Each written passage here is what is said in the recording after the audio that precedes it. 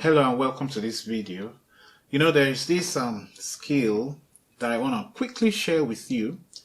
This was something I learned during my PhD, and I recently saw a speaker that used it at one of my seminars, and this speaker used that skill perfectly, and it just came back to me that this is something I've learned during my PhD. I often don't use this very much, but I want to share it with you and encourage you to start practicing using this skill when you are on the stage, on the podium, answering questions either during a presentation or while you are teaching, and sometimes it can be helpful during an interview as well. So quickly, I'm going to talk about the skill of answering questions. This particular skill follows a simple formula, which is question equals question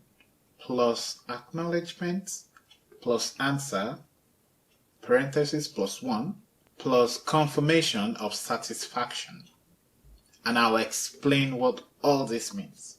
Now, simply put, when you get a question, what you should do immediately after that is to try to paraphrase or repeat the question, and there are a number of reasons why this is important. Paraphrasing or repeating the question shows that you actually care about the question and the person that posed the question, and also it helps to reinforce your understanding of the question.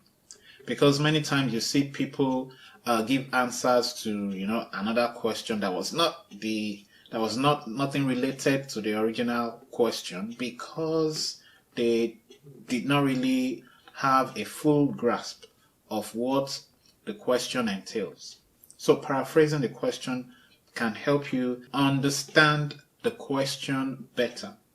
The third reason why this is important is that paraphrasing the question or repeating the question helps to carry other members of the audience along. I'm sure you've seen cases where in class someone asks a question and someone maybe at the back could not really hear or understand the question. So you as the teacher or as the presenter, if you repeat or paraphrase the question, it helps the whole audience or the whole class hear and understand the question. And lastly, this is important.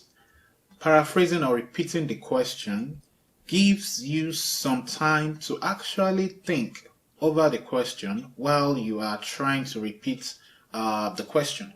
I'm sure there are, for example, in my own case, there are a lot of times when immediately after saying I don't know the answer to a particular question, some few seconds after that point, or few minutes after that point, the answer might just quickly come into your mind and you kind of beat yourself up that, you should have known the answer to that question. So if you happen to paraphrase or repeat the question, the answer might actually come to you during that period.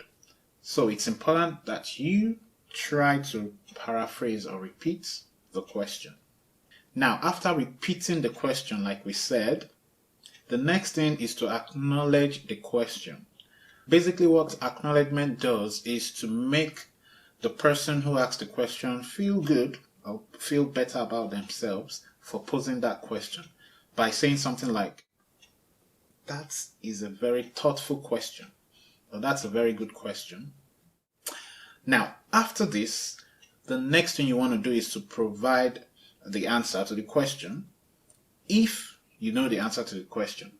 Now, what the +1 means in this case is to give an example or to elaborate further with an example. I'm sure you have seen where someone provides an answer to a question and tells a story about something that relates to the question, and this just helps to elongate or makes the answer more interesting or more understandable. So that's just what the +1 means, and this is not compulsory. Okay, it's not something you have to do.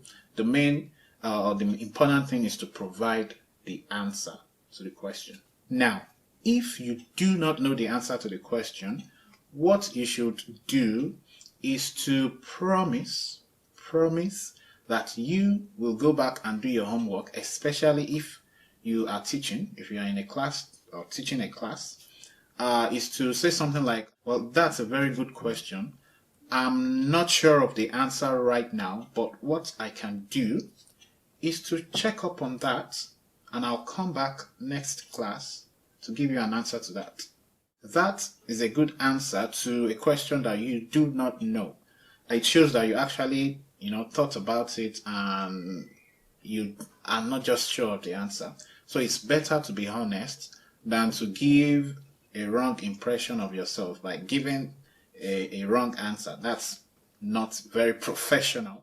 Now, after giving your answer, you want to confirm satisfaction with the person who posed the question by saying something like, did I answer your question?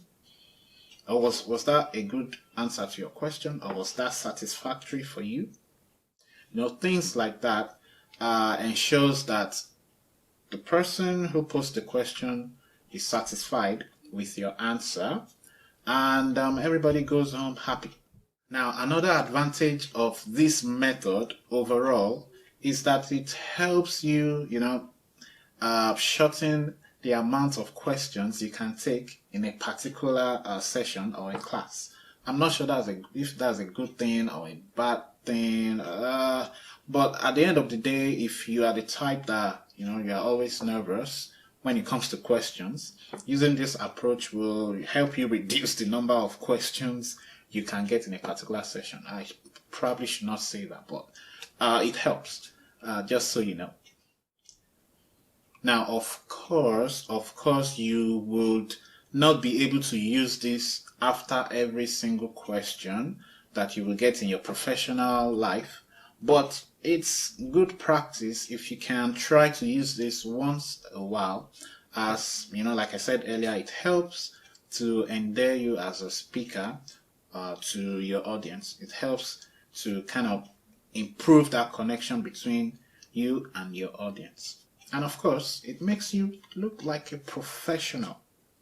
So that's what I thought I should share with you. I hope you will put this into practice sometime, and hopefully it will be of help to you. If you like this video, click the like button, and don't forget to subscribe if you have not subscribed already. And also, we are on Instagram and Facebook at Best Man Academy. I'm Dr. Ojo, and I'll see you in the next video.